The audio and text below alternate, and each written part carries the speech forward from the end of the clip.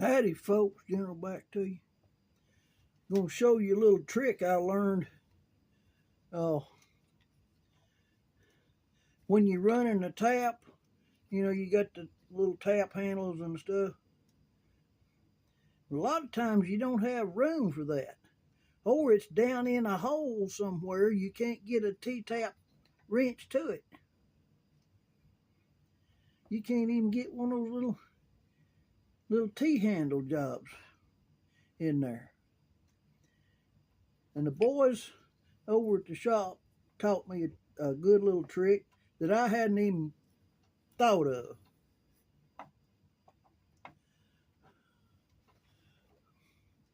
Now I just cut this tap down. I'm shaking like a leaf in a hard wind today. I done cut about, right at 5/8 of an inch off that tap. I got to get down in a hole, and there's a wall, and there's not enough room for a whole tap to go in there. And I've already got it's a nut that's welded up.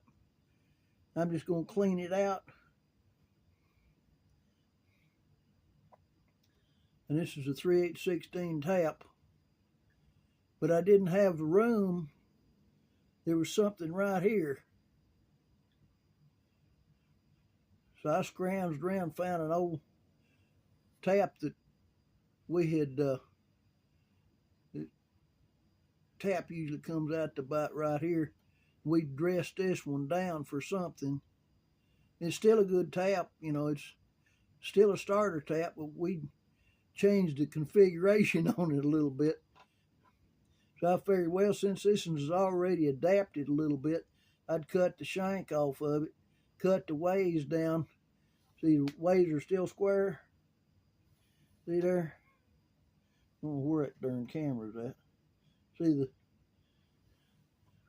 okay, now here's the trick. I usually do this in a bench vise, but since I was doing it on here, I figured I'd bring it back here to the little bench, my leather bench. Get you a piece of leather. This is 7 to 8 ounce. Or get you a shop rag and fold it up about 5 or 6 times where you got a good pad on it.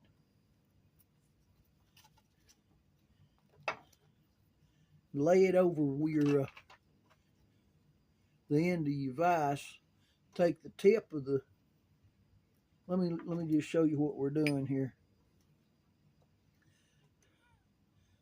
Take a 3/8 SAE, you know, fine thread nut.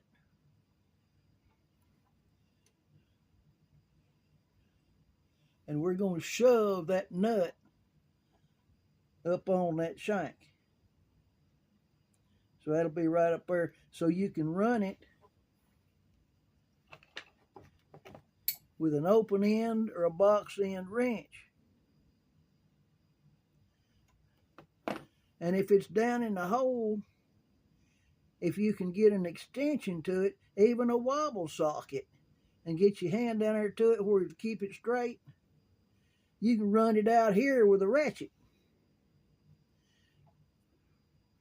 Or if it's just cleaning up a spot like what I'm doing here, if you got room. Now I don't. I had to cut this tap down. But if you got room, you can just take a power driver, you know, cordless screwdriver or cordless drill, and whoop, whoop, you know. What I'm doing is just where there's a nut, got a little bit of something other in it. I don't know what it is, but there's a tight spot or two in there. So I'm going to clean it out with a tap, but I can't get the tap in there because the area that it's in. So what you do, you protect this tip, because this is hard steel. This is tool steel that's been hardened and annealed back just a little bit. but it's still brittle. You'll bust that thing just coming and going. So you protect the tip of it either with 8 or 10 thicknesses of shop rags or a 7 to 8 ounce piece of leather. And what I've got here, I might as well just show you here, you know, to add a little bit of information to you. This is #1 grade 7 to 8 ounce leather. Now look at the thickness of that.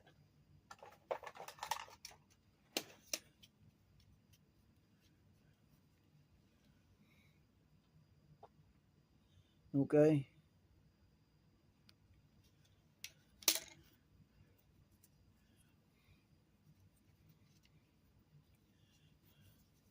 All right, this is 5 to 6 ounce #1 grade leather.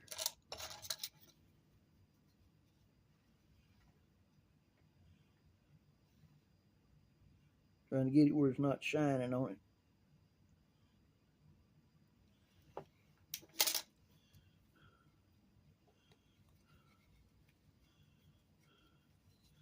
This is 4 to 5 ounce #1 grade leather.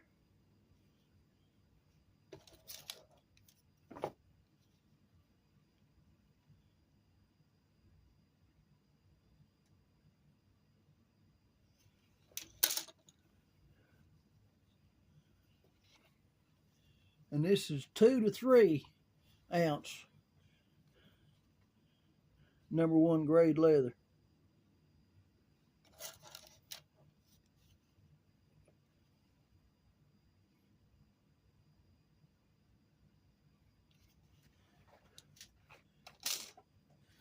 So that way, if you need a piece of leather, now you know what thickness you need, and that's the way it's gauged by thickness, and then the quality of the hide side and the skin side. See, that's #1 grade. If it's got, brand marks in it or something other, or not brand marks, but gristles and stuff like that, that's #2 grade, #3 grade, like that. But if you're doing stuff like I used to do, I did all of the leather work for 2 or 3 different companies. But anyway, I don't know why I'm putting that up. I need that back over here. You're going to put that down in there. Trying to get this where you can see it and I can see it too. Put that like that. Take your nut.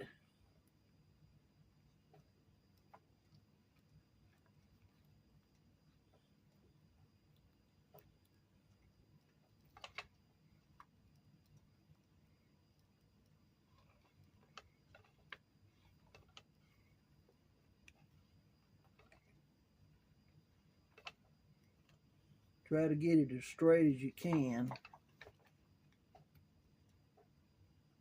because you don't want to shove it on there cockeyed. And if you get it right in the middle of your vise like that, it won't get whomper jawed going.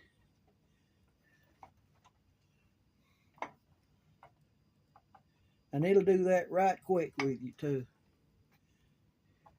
You got to watch that thing like a dead-gone kid in a candy shop.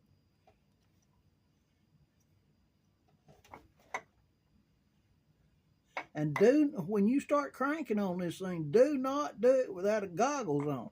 Because if that thing pops, you got shrapnel in your eyes. I never have known anybody that had that happen to them, but I have heard about them. And I can't do it with my glasses on. Wish I could, but they don't fit in these goggles. Always shake them out good. Make sure there's nothing in there that's going to get in your eyes.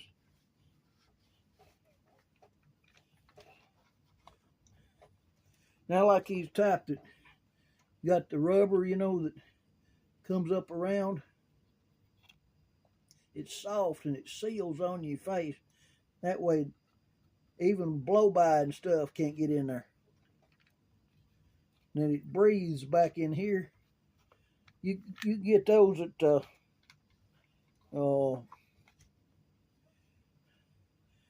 like industrial rubber places and stuff like that.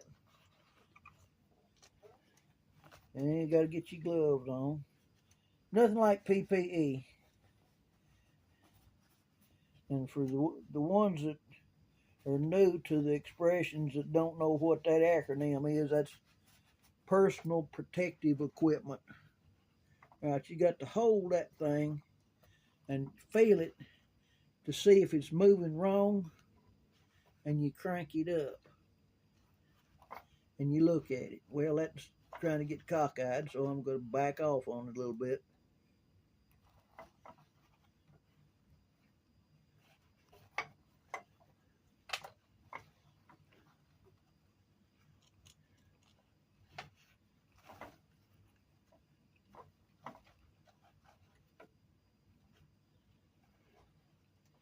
And you don't get in a hurry either.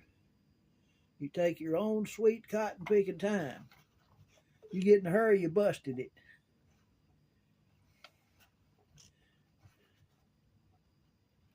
I could crank the dickens out of that thing, but I'm not going to.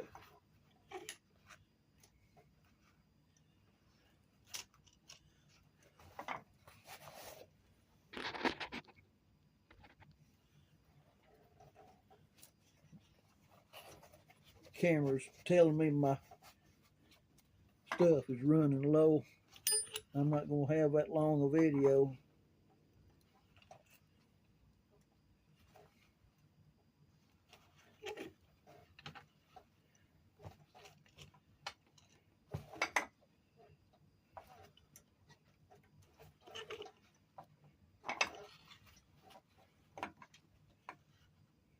Okay, when it won't go any farther, as far as it goes.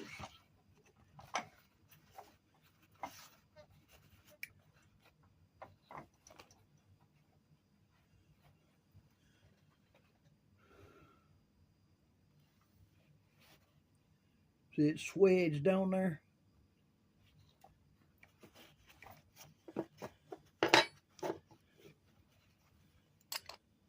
And you can run it like that, see? Now, or put a socket on it and come on out here wherever you need to be.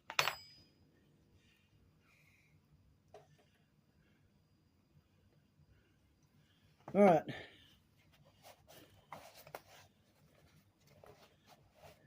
There's your two good little lessons for the day. Y'all like and subscribe, hit the bell, make comments. This General, I'm out.